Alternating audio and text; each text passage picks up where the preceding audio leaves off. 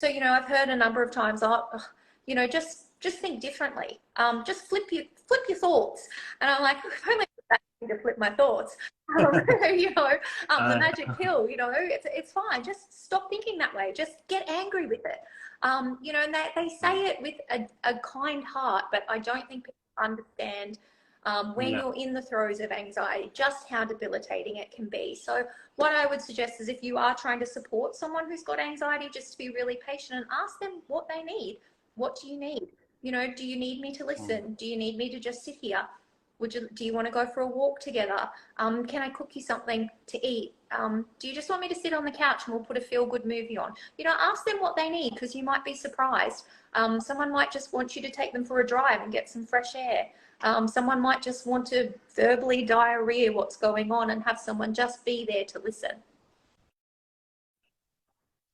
Yeah, and that's wonderful what you said about it's not coming from a horrible place. It doesn't mean they don't care for you. It's just that little bit lack of psychoeducation, isn't it? So if they want to learn about the subject as well, I think that's useful because it can help them understand what the other person's going through. And I love what you said about not fixing, because when we're going through an anxiety disorder, trust me, we've tried everything. We've Googled every technique, every tip. So sometimes an external person telling us what to do can be irritable, irritating, sorry, for someone dealing with anxiety. So I love that. Be compassionate.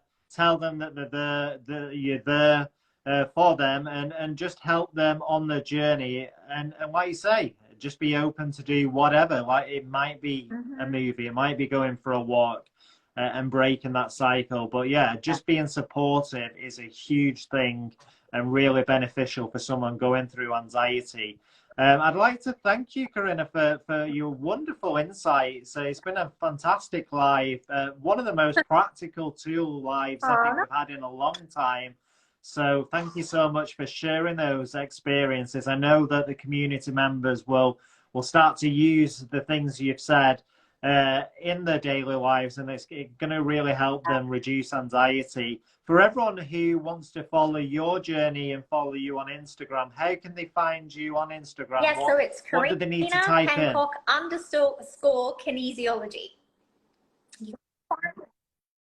Fantastic. And regarding the things that you offer, so I know that you deal with clients, is that just in Australia, or can people book you worldwide? Can you do it virtually? And how can they look Yeah, into so that? Do you if have a they jump on website or my anything? Instagram, there is a little link tree link there with ways that you can work with me. But I work with everybody from anywhere in the world. We can do EFT tapping sessions and also beautiful kinesiology balances. And I've also got a beautiful, it's called the Calm Method. And it's a program designed to support people going through anxiety, where it's kind of everything that I was looking for rolled into one place. It's just about providing support for people who need it. So yeah, there's a number of ways we can work together. And if anyone wants to reach out, I would absolutely love to chat. I think everyone who's been through an anxiety journey, like myself, so that's why I created so many books to help people, because it's what we didn't have, isn't it, when we were going through our anxiety journey. So I can relate to what you said there. Have you curated this to help people, or would have helped you at the start of Oh, your it's all the anxiety stuff that journey, I wish right? I would have known probably 15 years ago, to be honest. And I never want anyone to be in the position where, they feel like they've exhausted all options, because for a lot of people still it's, we go to our GP or a psychologist and we kind of go, oh, well, if I'm not feeling like my anxiety is getting better with just those two, what else can I do? And there is so much available to us. So yeah, being able to share these tips and little tricks, it doesn't have to be anything elaborate. Yeah, so I'm really passionate about it. And I want to say thank you to you, because this is a phenomenal page that you do, the information you share. I actually got your book after COVID when I was really sick again with anxiety, and it made a world of difference to me. So thank you for everything you're doing too.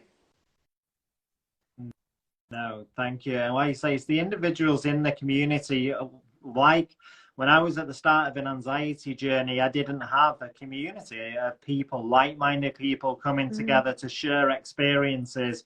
So that's why I wanted to create a community like this, for people to feel less alone, because, you know, Corinna, when you're going through anxiety, you often feel isolated, you feel trapped. So speaking to other people who are going through an anxiety journey, maybe at a different stage, can really give you this sense of relief. It can really take the boulder from the shoulders and show you there's light at the end of the tunnel, and that you're not always going to feel this way. And I think sometimes that can be really important, and that's what we need.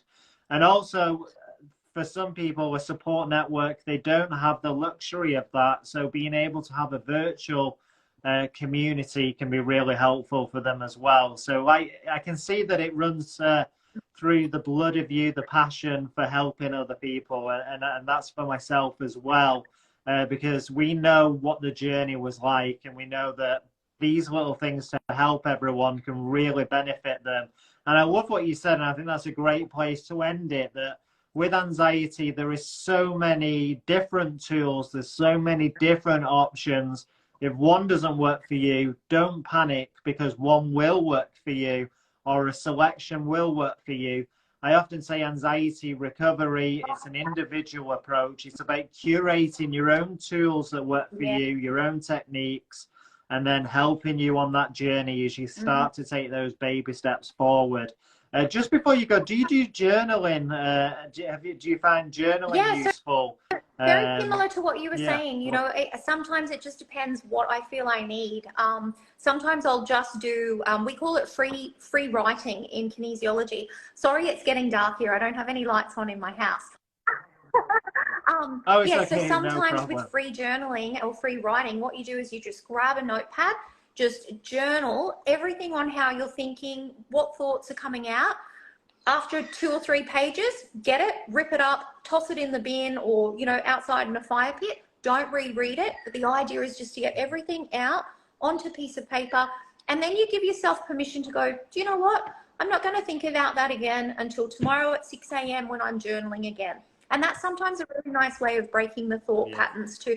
If you're ruminating on something, dump it on the page, but say to yourself, I'm going to set a boundary where I've thought about that for the day. Now tomorrow I'll brain dump again at 6 a.m. in the morning. Yeah, someone just put that's good about the journaling. That's a great technique. It's a great idea as well. Yeah, so that's wonderful.